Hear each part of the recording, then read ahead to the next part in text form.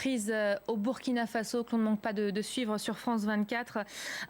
Une sortie de crise peut-être se dessinait ces dernières heures et puis l'armée loyale au gouvernement de transition est sortie des casernes ce soir. Plusieurs unités de l'armée donc loyale à ce gouvernement de transition font actuellement route vers Ouagadougou. Certaines unités d'élite, nous rapporte-t-on de sources diplomatiques, serait d'ailleurs entré dans la capitale ce soir. Le général Diendéré s'est exprimé. Il a, lors d'une courte déclaration, il a expliqué que le pays risquait de nouvelles violences. Les termes guerre civile ont été prononcés. On va évidemment revenir sur cette situation avec nos invités du jour. Humaniste, bonsoir. Bonsoir. Vous êtes un artiste, représentant également du mouvement Ballet Citoyen en France, un mouvement populaire qui a été créé en juin 2013 pour demander le départ de Blaise Compaoré, pour réclamer également la tenue d'élections qui devaient avoir lieu initialement le 11 octobre prochain. Un scrutin évidemment remis en cause avec ces derniers événements qui sont en cours. En face de vous, Paul Quéré, bonsoir. Bonsoir. Merci d'avoir accepté l'invitation également. Vous êtes avocat burkinabé au barreau de Nancy. On va revenir ensemble, on va commenter ce qu'il est en train de se jouer ce soir à Ouagadougou, dans le pays plus globalement. On va justement peut-être prendre la température dans la capitale burkinabé avec notre correspondante Anna Sylvestre-Trainer. Anna, bonsoir. Pouvez-vous nous décrire ce qui est en train de se jouer ce soir? On a parlé de ces unités de l'armée qui faisaient route vers la capitale. Certains militaires qui auraient pu d'ailleurs prendre position dès le début de la soirée dans Ouagadougou pour faire face aux membres de la garde présidentielle. Qu'est-il en train de se jouer ce soir? Ce qu'on sait en effet, c'est que des colonnes militaires sont en effet désormais aux portes de Ouagadougou. Selon des habitants de la capitale burkinabé, des hommes du RSP, le régiment de sécurité présidentielle, qui a fait ce putsch il y a 5 jours, se sont aussi déployés. Mais pour l'heure, ici à Ouagadougou, aucun tir n'a été entendu. Plusieurs convois sont partis dans la matinée de villes de province, notamment de Dédougou, de Fada, de Bobo-Dioulasso, la deuxième ville du pays où ces derniers jours les manifestations étaient très importantes, de jour comme de nuit, contre le coup d'État. À Fada, une source que nous avons pu joindre, des civils auraient demandé aux militaires d'aller à Ouagadougou, d'aller combattre les putschistes ou bien de leur donner des armes.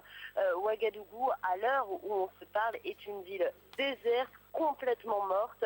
Tous les habitants ont quitté les rues. L'aéroport, lui, a été évacué et aucun avion ne décolle ou ne se pose de cet aéroport international. Anna, peut-être un mot également sur cette déclaration du général Diendéré qui se dirait prêt à accepter de libérer le Premier ministre de transition, mais qui prévient malgré tout ces derniers événements, l'évolution de la situation pourrait conduire malgré tout à de nouveaux clashs, à une guerre civile. Alors pour l'instant, je ne peux pas vous en dire plus puisqu'on attend plus de précision, éventuellement une autre déclaration plus tard, plus longue.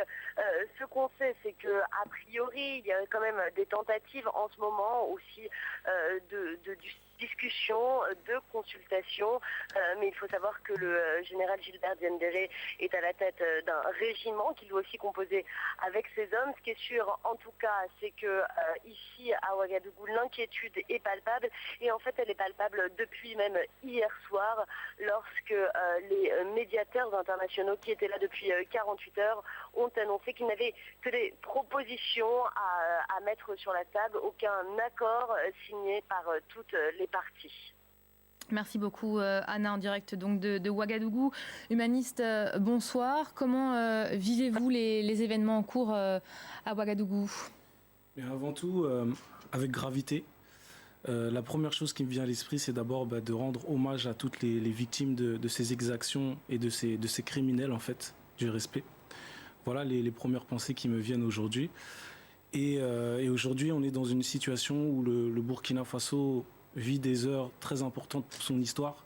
Et il faut vraiment, je pense, saluer l'armée régulière aujourd'hui et puis continuer à mobiliser, ne pas crier victoire trop vite aujourd'hui, car voilà, aujourd'hui, il y a encore beaucoup à faire pour défendre notre patrie. Une armée régulière qui est quand même restée assez silencieuse ces derniers jours. On a attendu assez longuement une prise de position officielle de la part de ces militaires. Votre sentiment ? Bien sûr, c'est clair que la décision d'intervenir et de se joindre au peuple de l'armée s'est fait attendre. On a eu évidemment, oui, quelques communiqués où ils nous rassuraient tout de même. Maintenant, voilà, c'est pour ça que j'appelle encore aujourd'hui à rester mobilisés, ne pas crier victoire trop vite, parce qu'aujourd'hui, c'est vraiment là l'instant crucial qui se joue pour notre pays. Alors, il y a beaucoup de réactions évidemment qui tombent en cascade. Les présidents du Niger et du Tchad notamment qui demandent à l'instant aux putschistes de regagner leur caserne. Ce qui va se jouer là dans les heures qui arrivent, Paul Kéré, c'est évidemment, et vous le disiez Emaniste, crucial pour l'avenir du Burkina Faso. Vous redoutez, vous, le basculement, les violences, le clash, comme l'a dit le général Diendéré, qui a même utilisé le terme guerre civile? Madame, permettez-moi d'abord de vous remercier de nous avoir permis de nous exprimer sur France 24 sur ces événements qui sont vraiment tristes pour le Burkina. Je voudrais, dans un premier temps, rejoindre Humaniste et dire que nous avons une pensée particulière pour l'ensemble des victimes et que, véritablement, il faut que les parties s'asseyent à la table de négociation pour trouver un terrain d'entente et nous faire l'économie de tous ceux qui risquent de perdre leur vie. Et donc, il y a déjà une dizaine de morts et 113 blessés. Voilà. Et donc, il faut tout faire à travers un dialogue constructif, parce que nous sommes tous des fils et des filles du Burkina. Il faut tout faire pour éviter une guerre civile au Burkina, et c'est tout à fait possible de se concerter, de s'asseoir autour d'une table, de poser à plat, comme les émissaires de la CEDEAO l'ont fait, pour trouver une solution négociée de sortie de crise. Mais a priori, le temps de la discussion semble passer. Il y a eu un marathon de négociation pendant les 3 derniers jours. On était d'ailleurs censé commenter ensemble ce soir ce projet d'accord qui a été plutôt mal accueilli par la société civile, par une partie de la population burkinabé. Vous pensez que l'heure est encore à la discussion ce soir ? Je pense que le projet qui a été concocté par les émissaires de la CEDEAO devait être soumis mercredi à l'instance qui permettra éventuellement de valider ce projet. Et qu'il n'est pas tard. Il faut que les forces qui regagnent actuellement Ouagadougou puissent au contraire sécuriser la ville et permettre en fait une négociation qui permette en fait de retrouver la paix au Burkina. Ces images sont vraiment d'une tristesse inouïe. Humaniste, vous êtes aussi optimiste? Vous pensez qu'on va encore pouvoir négocier là dans les heures qui arrivent? Non, alors déjà... On est plutôt, semble-t-il, en train de sortir les armes, même si on promet qu'on va éviter un bain de sang. Par rapport à ce protocole-là, pour moi, je veux dire à Maître Kéré que pour moi, il n'engage que ces émissaires-là et qui ne concerne certainement pas le peuple du Burkina Faso, car aujourd'hui, il faut savoir que cet accord n'a pas été négocié en partie avec, en concertation avec la société civile, avec les partis politiques. Et notamment le président de transition qui a accordé une interview à nos confrères de RFI et qui n'a pas caché son scepticisme face à ce projet d'accord, puisqu'il n'aurait lui-même pas été consulté. Tout à fait. Moi, je pense que ce projet, c'est simplement une insulte au peuple burkinabé. Et si aujourd'hui, il y a une mobilisation qui est à ce point-là dans les rues, c'est qu'on ne peut pas accepter d'être sous la tutelle de la CEDEAO, parce que c'est clairement aujourd'hui ce que ce projet renvoie. Et le peuple du Burkina Faso est un peuple libre, il est en train de se battre pour récupérer sa liberté. Je rappelle que la loi électorale, elle avait été validée par le Conseil constitutionnel et qu'en aucun droit, on ne peut la remettre en cause. C'est l'expression de la volonté populaire et elle doit être respectée au nom de tous les martyrs qui sont morts pour la liberté. Loi qui prévoyait notamment justement la mise à l'écart des candidats de Blaise Compaoré. On va peut-être résumer assez rapidement ce texte pour ceux qui nous rejoignent. Un texte en 12 points qui a été dévoilé hier soir, qui prévoit le maintien des élections législatives et présidentielles au plus tard au 22 novembre prochain, qui prévoit surtout la participation des candidats pro-Compaoré. Et c'est ça qui pose problème aux détracteurs de cet accord. Également prévu l'amnistie des putschistes. Et alors là, les Burkinabés n'ont pas vraiment compris l'objet de ce compromis pour eux, pour plusieurs Burkinabés qu'on a entendus à Ouagadougou ces dernières heures. Ça équivaut à tirer un trait sur les morts de ces derniers jours, sur les dizaines de blessés. Votre réaction Tout ce qui peut être fait pour sauver la paix est indispensable. Je ne serai pas aussi radical comme humaniste, parce qu'il faut, et je reviens, j'insiste sur ce point précis, il faut absolument rechercher toutes les solutions qui permettent en fait de revenir à la table des négociations, que même si le projet d'accord n'est pas accepté par tout le monde, qu'on essaie dans le cadre de la CEDEAO, parce que le Burkina est un État, partie intégrante de la CEDEAO. Donc, dans ces conditions... Même en amnistiant des gens qui ont du sang sur les mains aujourd'hui ? Écoutez, Montesquieu, dans la séparation des pouvoirs, il y a un pouvoir législatif, un pouvoir exécutif et un pouvoir judiciaire. À mon sens, dans le cadre d'une crise politique, dans le cadre d'une négociation globale, est-ce qu'aujourd'hui, la question qui se pose, c'est celle de savoir, est-ce que les auteurs sont identifiés? Si les auteurs sont identifiés, la justice burkinabé devrait effectivement faire son travail. C'est dans ce sens qu'effectivement, quand on parle d'amnistie, ça pose une difficulté. Mais dans le cadre de négociations globales et générales, je pense qu'il faut essayer de sortir de la crise et éviter surtout qu'il y ait en fait d'autres morts. Alors, le général Diendéré, chef des putschistes, insiste, on commente en direct l'actualité puisque tout est en train de se jouer en ce moment même à Ouagadougou. Le chef des putschistes qui vient de s'exprimer et qui insiste toujours sur cet accord de la médiation dévoilé hier soir. Les putschistes qui ne semblent donc pas résolus à abandonner ce projet d'accord qui doit être soumis à l'Union africaine. Vous portez sur votre t-shirt ce point levé. Vous appeliez à nouveau il y a quelques instants à la mobilisation. Même dans les conditions actuelles? Bien sûr, bien sûr. Vous savez, on connaît, moi j'emploierais le terme d'animaux, parce qu'aujourd'hui, il y a quand même des crimes qui n'ont pas été résolus depuis 27 ans, des crimes économiques, des crimes de sang, et qu'aujourd'hui, il y a encore ces personnes qui sont là.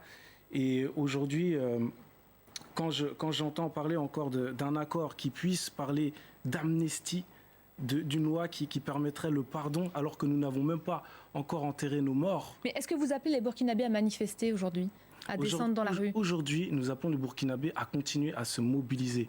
Parce que moi, je n'ai pas encore de communiqué qui me dit concrètement, là, précisément, que cet accord est entériné. Voilà, donc on maintient en tout cas la en descendant dans la rue, en manifestant dans la rue, malgré ce face-à-face qui est en train de se jouer entre l'armée, a priori, et les putschistes? Il faut dans un premier temps, faire confiance à cette armée régulière pour, en tout cas, à ce que le régime de sécurité présidentielle dépose les armes. Ça, c'est une condition qu'on ne peut pas négocier.